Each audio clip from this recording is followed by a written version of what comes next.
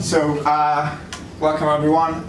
This is going to be the first presentation in the UX Talks.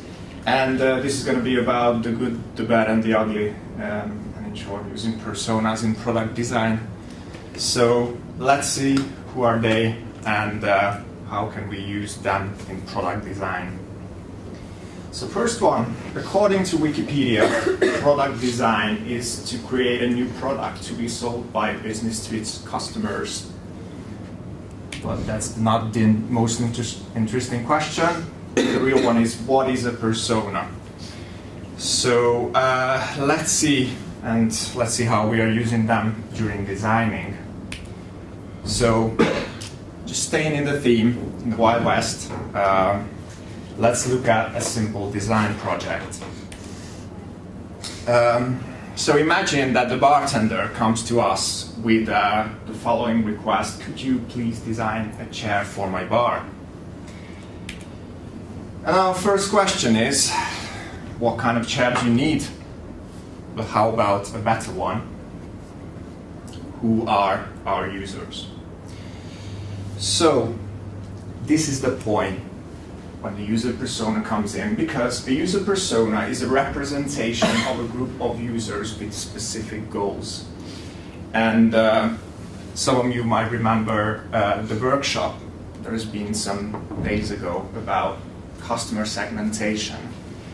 How does it relate to customer segmentation? So basically, a persona, if you just imagine that the circles are representing users in each segment, persona is a group of these customers with a specific goal with the product. And this group could overlay between segments. So let's look at the personas in our design challenge and let's see their use cases. So the first one is the good. Yeah, so we like the good user because they're the one who tend to behave like we call sometimes happy paths. So they do things what we would expect. And he says, I like comfortable chairs when I'm drinking my tequila. So he's going to be our type A user in this case. And I visit bars occasionally, not staying too long. All right. Just drink, nice and easy use case. And the more comfortable chair, the better. So yeah, nice and easy design challenge. Let's phrase a question like, how might we make our users design dream chair? So this is basically a format we are phrasing our questions. So instead of like just asking how should we design X, Y, and Z, we phrase it rather like this: how might we? Because that basically opens up a range of possibilities in design thinking. So let's look at these possibilities. And let's look at our first iteration, which is the most comfortable chair. So this is the first design we came up with based on our persona. It has a backrest, comfortable leather seats, and some nice handcrafted copper decoration on it. It's a bit expensive, but everything for our users. What's next? So, usability testing is a technique used in user-centered design to evaluate a product by testing it on real users. So that's what we're going to do next. Let's just put this first design to our customers. So people started using the new chairs. They worked great until, unfortunately, a new user type damaged them in a gunfight. So looks like we have another persona here. I did it. The bad. So I'm dangerous to anyone or anything, including chairs. Oh no, we need to count with them, looks like. So type B user, type or persona, says he visits bars if he needs to. We know that. I drink and hunt down some people. Yeah, never judge our users. They are our users. And I'm dangerous to anyone or anything, including chairs. Oh my God, what's going to happen to our product? So, let's do another iteration based on this thing. How might we make our chairs stronger and still comfortable? And this is our next iteration. We just remove the backrest, save some money on it, and the seat is still comfortable, made of leather, but we replace the base to a strong metal, which is more durable, also save some money on it. Just push down the price. Okay, the last thing. We brought this to usability test and found a new use case where the design caused some problems and unfortunately some serious injuries. So let's see who's this use case caused by. The ugly, our third persona, who uses chairs in the bar very often. Yeah, but for what purpose? So type C, the bar is his second home.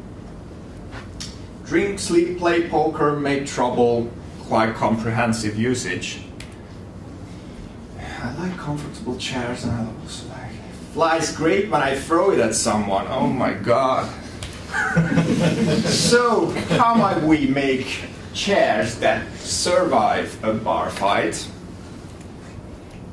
and easy to throw away and cause, hopefully, less injury to our customers? And this is the disposable chair we came up with, made of wood, hopefully saves some human lives and some dollars. Still comfortable to sit on, and it's really cheap. So, despite that the bar got destroyed after Type C's use case, it was pretty easy to supply with new chairs in the bar. And we had more returning users. So that was amazing. So just a quick time travel, 150 years later, which means that we have self-lacing shoes, hoverboards, and flying cars, or at least self-driven cars. So yeah, some things didn't change in terms of we're still using similar type of personas in our design process. They just called differently. They just called something like the confident, the cautious, and the worried. And these three persona types represent three type of design stages we're doing during the design process. For the confident, we basically designed a happy path because he requires less details. He's just in control, he knows what he wants to do. For the cautious, who's really keen on details, so that's where we are adding a lot of extra details, helps, and things like that. And the worried, which is gonna contain all our user-centered optimization, and just to make them really user-friendly, because that's the type of user which requires the most support, and he wants to use the product the most easily. So we still using how might we questions to phrase our problems, and this is basically the thing what we solve our design challenges based on. We also test the product, but in a much more peaceful environment. And if we do the whole process in a week, together with a group of people, does anyone know how it's called? I hope some people does. It's called Design Sprint. But that's another story. Thank you very much.